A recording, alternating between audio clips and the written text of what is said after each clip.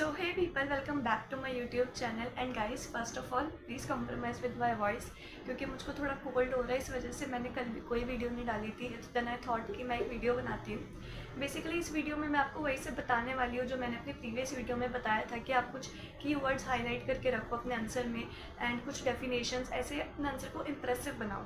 लेकिन फिर मैंने सोचा कि कैसे मैं आप लोगों को और गाइडेंस दूँ। देन आई थॉट कि मैं आपको अपना आंसर शो करती हूँ जो मैंने अपना प्रैक्टिस करते हुए लिखा था। I am just giving you a demo so that you get an idea कि भाई किस तरीके से आप अपना केस स्टडी लिख सकते हैं। And guys don't take it otherwise because मैं भी आप लोगों की तरह स्टूडेंट ही हूँ। सो ऐसा नहीं है कि जो मैंने आंसर लिखा है बहुत ही परफेक्ट है। ऑफकोर्स आप उससे भी बेटर आंसर लिख सकते हैं, उससे एक परफेक्ट आंसर लिख सकते हैं।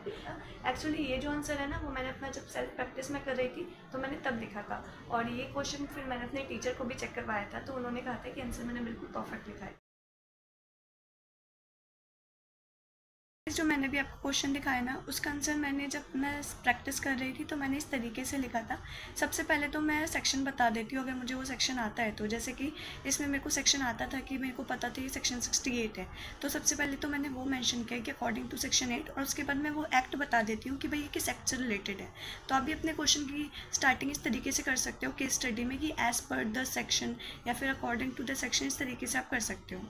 ठीक है, उसके बाद मैंने पूरा ये सेक्शन एक्सप्लेन किया कि भाई सेक्शन में क्या क्या बताया है। तो सेक्शन 68 बेसिकली नेसेसरी जो हम सप्लाई करते हैं माइनर को, उसके बारे में है। तो इसमें मेरे को जो कीवर्ड लग रहे थे ना, वो मैंने ऐसे हाईलाइट करे आप लोगों के लिए। जैसे इसमें मेरे को कीवर्ड लग रहा था लीगली बाउंड, कि आप अपने माइंड में रख सकते हो कि भाई जब आप अपना आंसर लिख रहे हो तो ऐसे लीगली बाउंड या फिर ऐसे जैसे स्टेशन ऑफ लाइफ या इस तरीके से जो लग्जरी, ऐसे कुछ कीवर्ड्स है आप अपने माइंड में बिल्कुल ऐसे हाईलाइट करके लिख लो।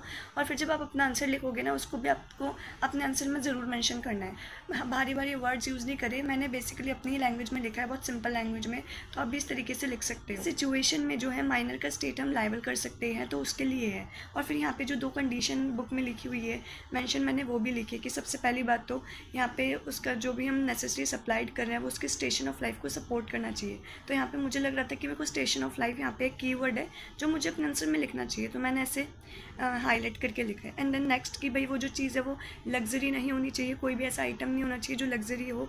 तो आप भी ऐसे कर दैट मैंने क्या किया है ना कि मैंने वो फिर केस बता दिया कि इन दिस केस या फिर इन द गिवन केस, कि जो केस दे रखा है हमको, तो आप भी ऐसे करके आपको सिर्फ क्वेश्चन ही चेप देना है। यहाँ पे छोटा मोटा करके क्वेश्चन की समरी यहाँ पे आपको चेप देनी है। ठीक है, बाकी अगर कोई ऐसा है क्वेश्चन जिसमें केस स्टडी ऑलरेडी है, कोई केस डिसाइडेड है, तो आप इस तरीके से भी लिख सकते हो कि case is similar to the one of the decided case, और फिर उस डिसाइडेड केस का आप नाम लिख सकते हो। तो आप इस तरीके से भी अपना आंसर लिख सकते हो। जैसे उसके बाद छोटा सा कंक्लूजन लिख दिया है, मैंने छोटा सा कंक्लूजन लिखा है, आप कुछ अच्छा कंक्लूजन भी लिख सकते हो। मतलब मेरे को उस टाइम पे इतना ही कंक्लूजन आ रहा था, तो आप इस तरीके से अपना आंसर लिख सकते हो।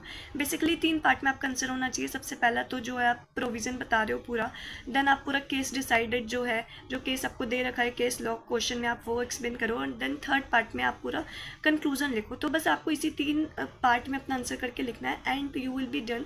आपको इसी में अच्छे मार्क्स आ जाएंगे। Yes guys, that's all about this video, and if this video proves helpful for you then please appreciate me in the comment. अगर आपका कोई भी सजेशन है, अगर आप कोई भी और कुछ क्वेरी है, तो आप ज़रूर मेरे से कमेंट में पूछ सकते हैं। And until then, bye bye, take care and all the best for your exams.